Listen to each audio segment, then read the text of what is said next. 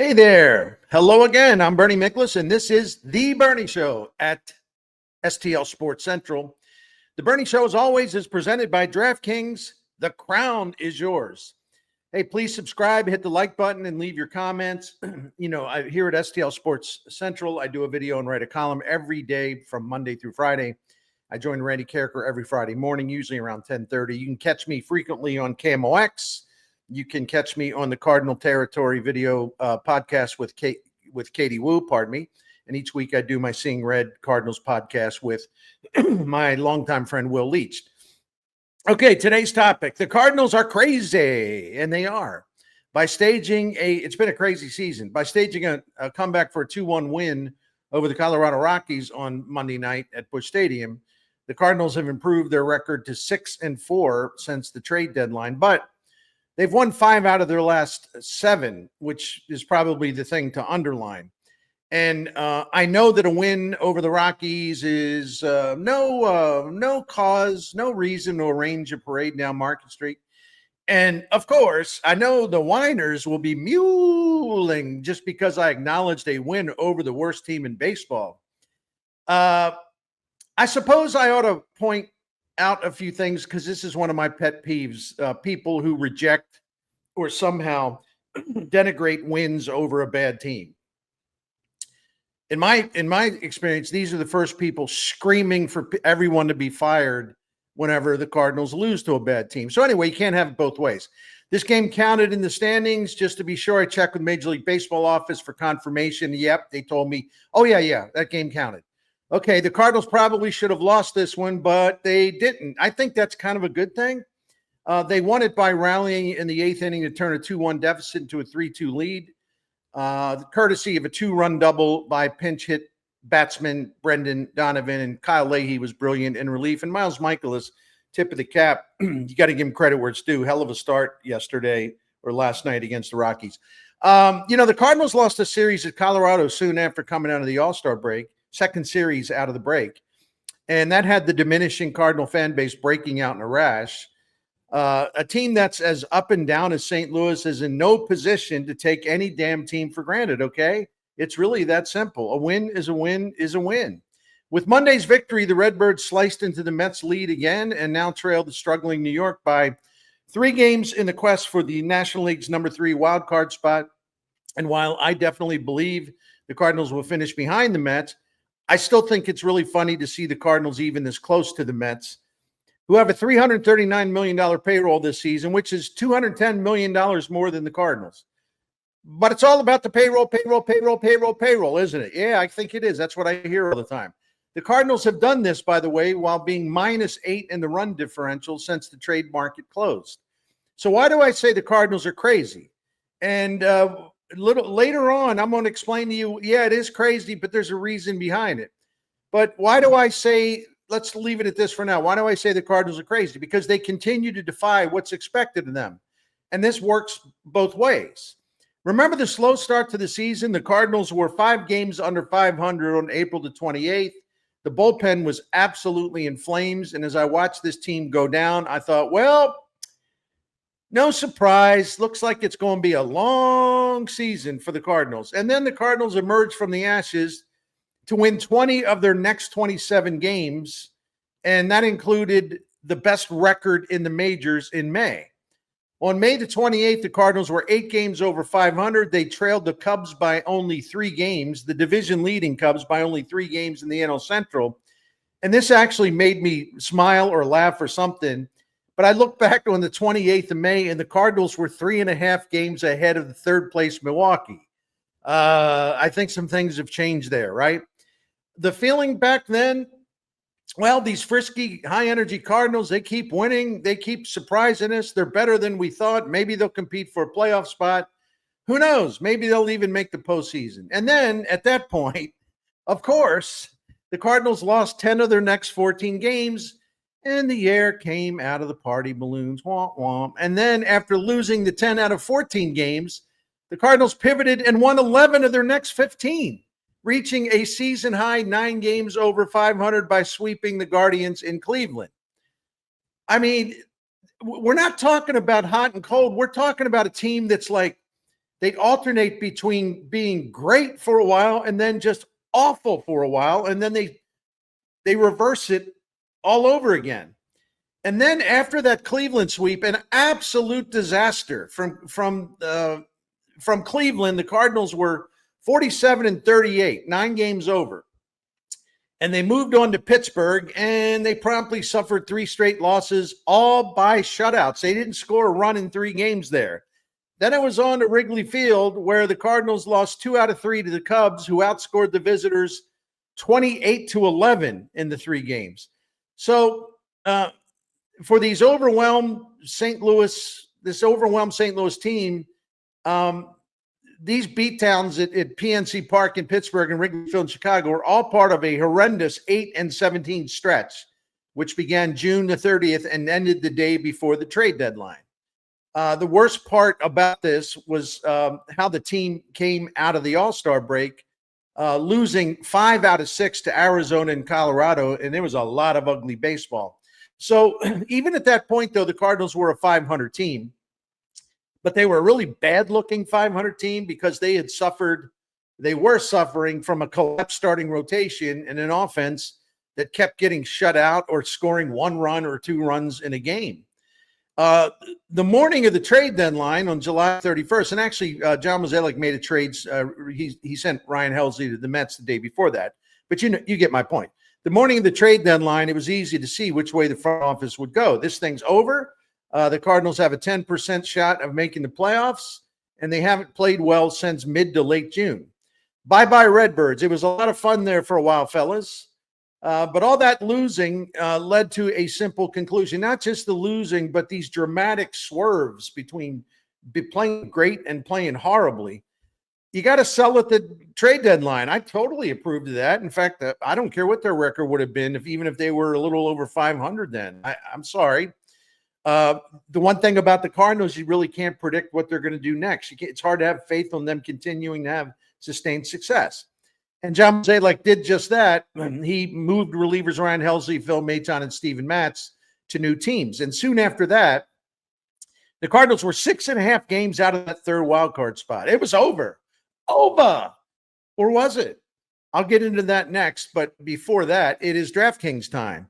If you haven't played the DraftKings Pick 6 daily fantasy game before, there's time for you to come on in for the final weeks of the baseball season, with the opening of the NFL and college football seasons right around the corner. What a great time to be a sports fan. Hockey be coming along real soon too. And if you're a new customer, DraftKings will give you some bonus dollars to make your picks when you sign up. DraftKings Pick 6 makes it simple to get started. So go ahead and put your baseball brain to work and go for the cash. If nothing else, play a little bit, find out about how DraftKings Pick 6 works. And I'm thinking you'll like it because I like playing it a lot. And as the days go by, I like it even more and more. So just download the easy-to-use Pick 6 app from DraftKings and get started on making your selections. Each day, DraftKings sets a stat line for dozens of major league hitters or pitchers for their next game. And DraftKings provides recent trends for players or pitchers that you are considering. You just click on their photo on the site, and the trends pop up, and you get an idea with some of this homework that's been provided for you. You get an idea of whether you've got a maybe more reason to go one way or the other when you go more or less. And that's the idea. That's the way this works. You pick more or less on the stat line for 2 or more of your favorite players, and you're in the game for a shot at success. For Tuesday's game, I'll give you one that I like. Rockies starting pitcher Kyle Freeland has, in his career, has been tough on the Cardinals, but this year's a different story. He hasn't pitched against the Cardinals, but he's got a 4.75 ERA on the road, and it's just not been a good year for him. And it's not Coors Field. 4.75 ERA on the road. So for tonight's game, I like Ivan Herrera to get at least 2 total bases on hits against the Rockies. What that means is walks don't count, hit by pitch don't count, catcher's interference don't count, reaching on error doesn't count. You got to get at least 2 total bases on hits against the Rockies. The line on Herrera for total bases on hits in this game is 1.5. And even though Herrera has been slumping lately, hitting .222 in his last 13 games, I just like his chances of getting at least 2 total bases on hits in this win. because you ain't going to keep this guy down for long. And all it would take is either, hey, he can do it by getting a triple. He can do it by getting a double. He can do it by getting 2 singles. So the play here for me would be to go higher on Herrera's stat line of 1.5 total bases on hits set by DraftKings Pick 6. Pick 6 available here in Missouri. Nothing to hold you back. I really enjoy playing it. I think you will too. Don't settle for smaller payouts at other places. No way. You deserve so much more better than that. So switch to DraftKings Pick 6 and you'll be at the right place at the right time for winning the cash. Right now, new customers can get $25 to use in pick bonuses with their first deposit of $5. So download, the DraftKings Pick 6 app now and use the code STL Sports. That's code STL Sports for new customers to get $25 in bonus picks with their first deposit of $5. Better payouts, bigger wins, only with Pick 6 from DraftKings. And yes, the crown is yours. Gambling problem? Call 1-800-GAMBLER. Help is available for problem gambling. Call 888-789-7777 or visit ccpg.org in Connecticut. Must be 18 and over. Age and eligibility restrictions vary by jurisdiction. Pick 6 not available everywhere, including New York and Ontario. Void where prohibited. 1 per new customer. Bonus awarded as non-withdrawable Pick 6 credits that expire in 14 days. Limited time offer. See terms at pick6.draftkings.com/promos. All right, welcome back to the second segment of Tuesday's Bernie Show here on STL Sports Central. Against all odds, the Cardinals are still alive, still creeping, still hanging around. Not that far out on the wild card side of things. After losing that series at San Diego, the Cardinals were a competitive afterthought, well, at least to me. But since then, they've won series from the Dodgers and Cubs, and they've taken the first game against Colorado, and that's 5 wins in their last 7 games. Again, the crazy Cardinals, they're back. Will they stay, though? Will they be back? Or will they fall back? Will they rise or will they fade? As I said yesterday, I don't like their chances of pulling this off and sneaking into the playoffs, but they've got my attention, and I'm not going to analyze their chances in today's video because I covered that in Monday's video. I'm touching on this in a different way today because I'm going to explain really the number one reason why they're still in it. I'll get to that. Hang tight. I wanted to talk more about my surprise of seeing the Cardinals still kicking and refusing to go away. And I like it. Listen, man, I don't hesitate to rip this team when warranted. Never hesitate at all. But I also like seeing the Cardinals bounce back time after time after time. And I tip the cap to them for that.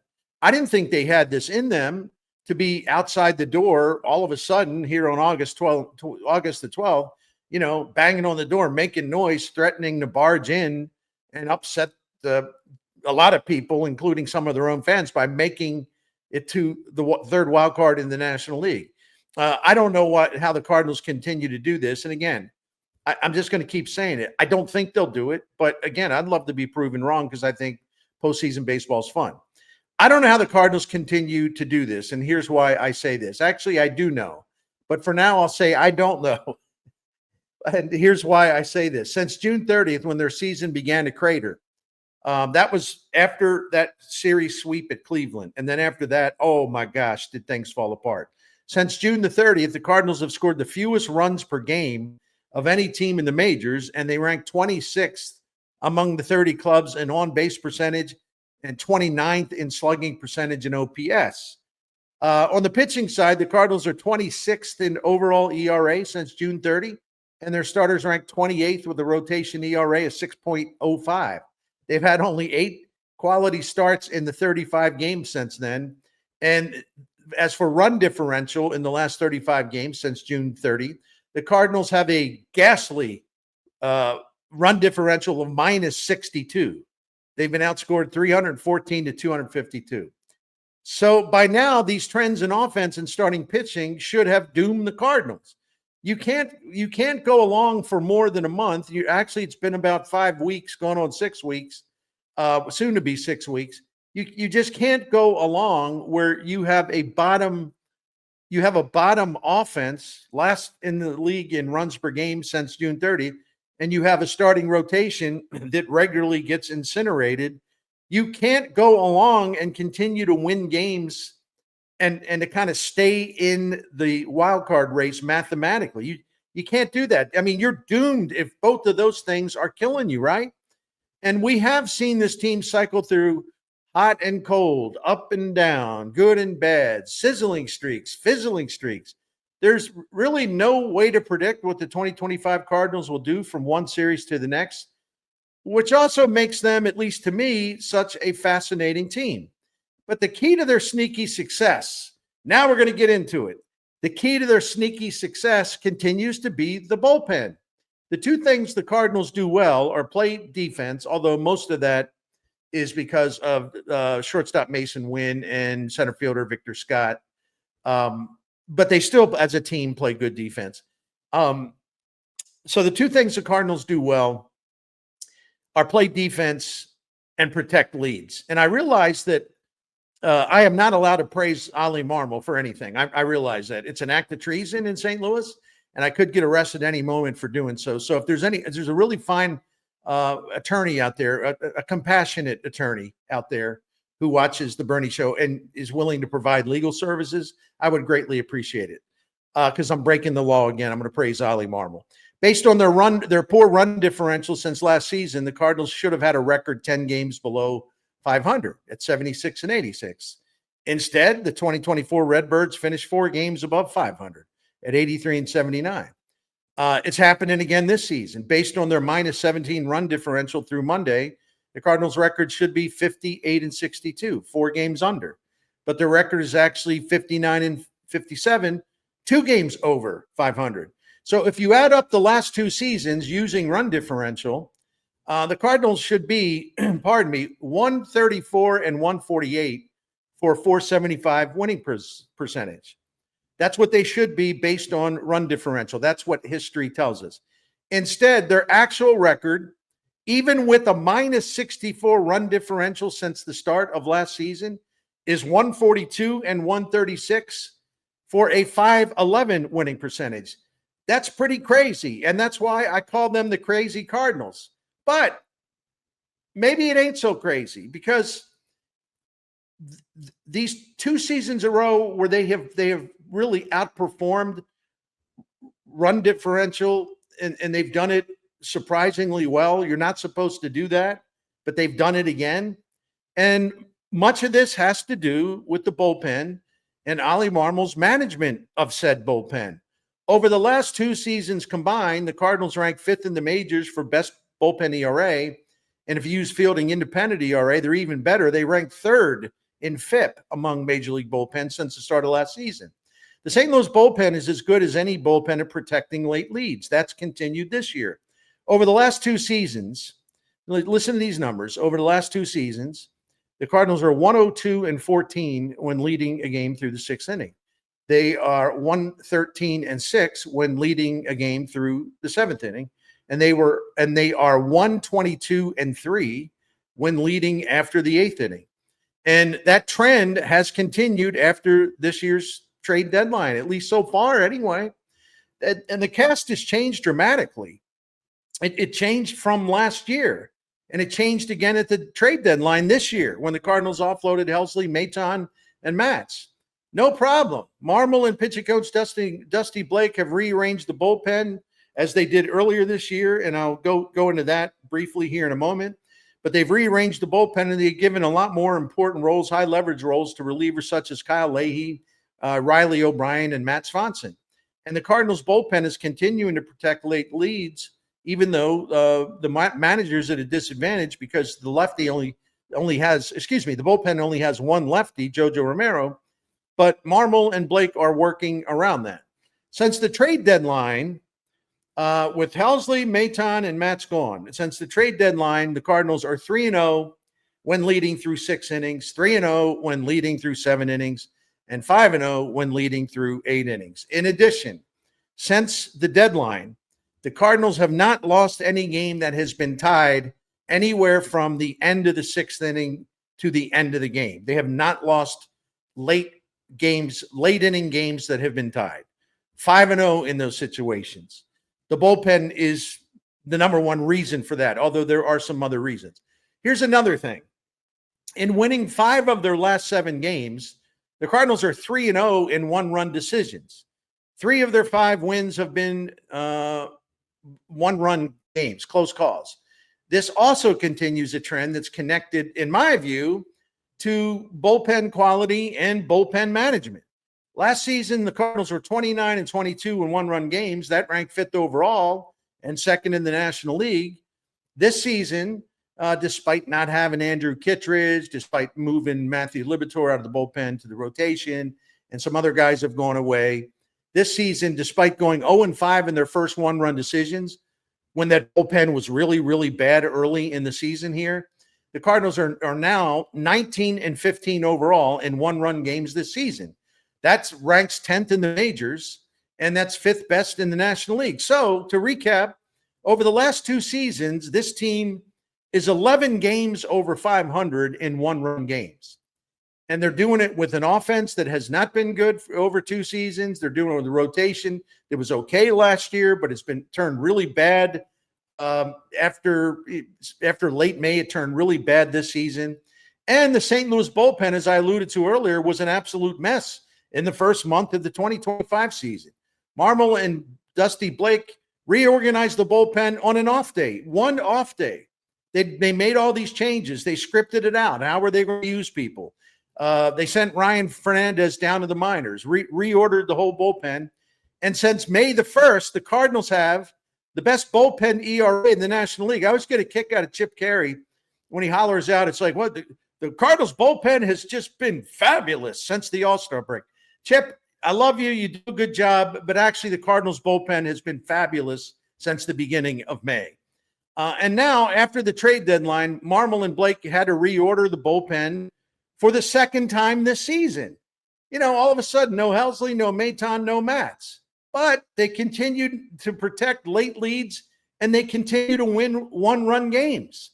I really can't imagine what this team's record would look like if Marmol was lousy at the extremely important task of running a bullpen, especially with a team that is mediocre offensively and has a starting rotation that kind of went kablooey since the end of May, although they occasionally get some good starts, of course. But against the odds, the Cardinals are above water here on the 12th day of August. I'm not saying that they're going to stay above water, but they're in there still swinging, still swimming, staying above water on the 12th day of August. I think that's crazy. Or maybe it's just the bullpen and the manager who runs that bullpen. That's it for today. I hope you all have a good rest of your Tuesday. Thank you for watching. I'll be back Wednesday with another Bernie Show video presented by DraftKings. The crown is yours. Thank you.